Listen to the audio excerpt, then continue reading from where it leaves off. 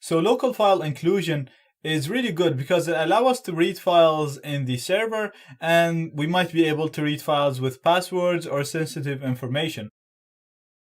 What will be really great is if we can actually gain full access or full control over the target server using local file inclusion vulnerabilities. So in this lecture, we'll see how we can get a reverse shell by exploiting the local file inclusion vulnerability that we've seen in the previous lecture. So because they allow us to read files on the server, so if we manage to write anything on that server, then we can write some malicious code and then browse it and get that code to be executed. So this is exactly what we're going to try to do. There's a number of methods to achieve that. So usually it's done using the log files, because the log files usually register or write stuff that happens on the server. So you can try to log in with a username, but instead of putting a username, you put a PHP code. Or you can try to send an email, and then instead of the email, put a PHP code, and then try to browse these log files, and the PHP code will be executed.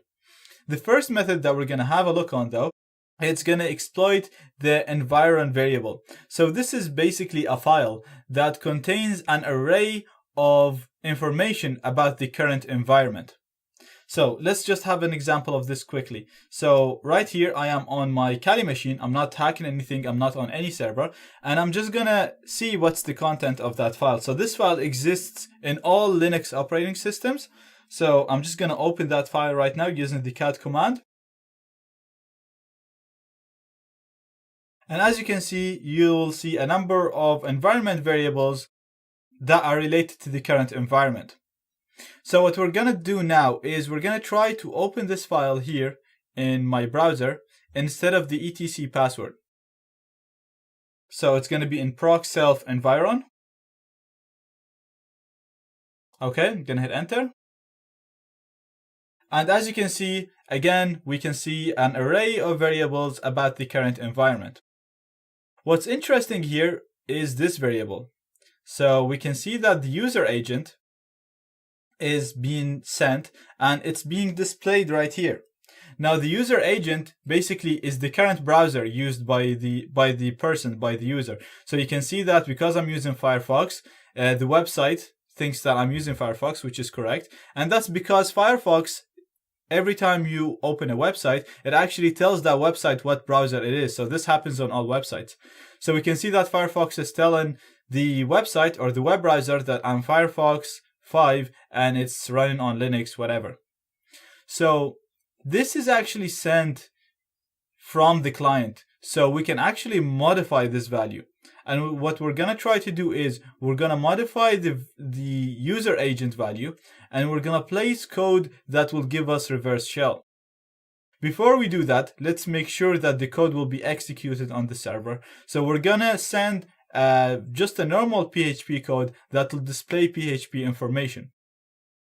So I'm going to turn on my interceptor. Now, I showed you how to set up burp proxy. So if you don't know how to do that, go back to that lecture and see how you can set up burp proxy. So I just turned on the interceptor and I'm going to browse the exact same URL. And right here, if we go on the headers, you'll see that Firefox is sending the user agent right here, and it's sending it as Mozilla 5 and then Linux, whatever.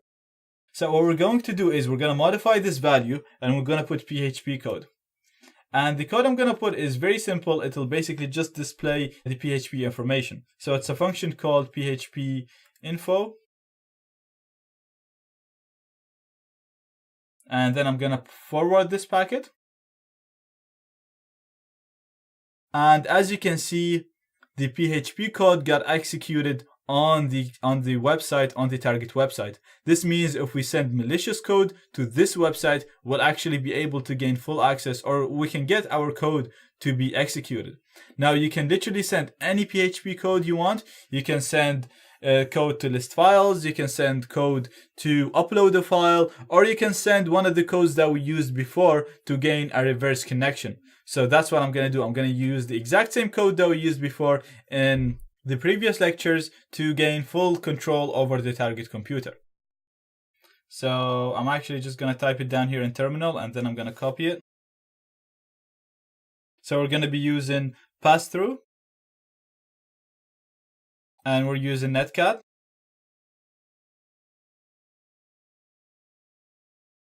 And then I'm going to put my IP address. And I'm going to use the port, which is in this attack, I'm going to use 8888. And then we put the semicolon. So it's the same, it's just a PHP function. We use that in the code execution lecture. So I'm literally just going to copy this, and I'm going to inject it as the user agent. Now, before I do that, I'm going to listen on port 8888 for connections. So we're going to use the same code that we used before again with netcat.